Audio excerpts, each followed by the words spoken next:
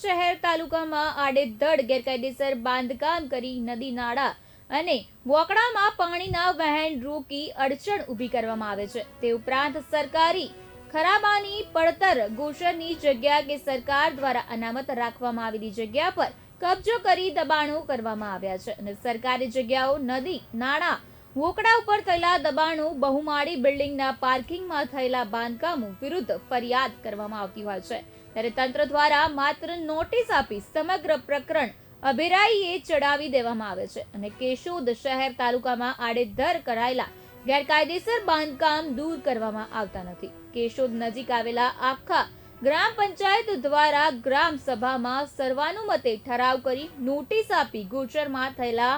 દબાણો દૂર કરવા વહીવટી પ્રક્રિયા કરી હોવા છતાં આગળની નક્કર કાર્યવાહી એકાદ વર્ષથી અદ્ધરતાલ છે। જૂનાગઢ જિલ્લાના પડોશી જિલ્લા ગીર સોમનાથ જિલ્લામાં કલેક્ટર દિગ્વિજયસિંહ જાડેજા દ્વારા જિલ્લા પ્રશાસનને સમગ્ર જિલ્લામાં લોકો દ્વારા કરવામાં આવેલા ગેરકાયદેસર દબાણ અને પેશકદમી હટાવવા બાબતે કડક સૂચના આપવામાં આવી છે, જેને પગલે સમગ્ર ગીર સોમનાથ જિલ્લાના તમામ તાલુકાઓમાં મેગા ડિમોલેશનની કાર્યવાહી કરવામાં આવી છે। ત્યારે સામાન્ય અને મધ્ય વર્ગના વેપારીઓ અને ફેરિયાઓ વિરુદ્ધ અધિકારીઓ દંડાત્મક કાર્યવાહી કરતા હોય છે, ત્યારે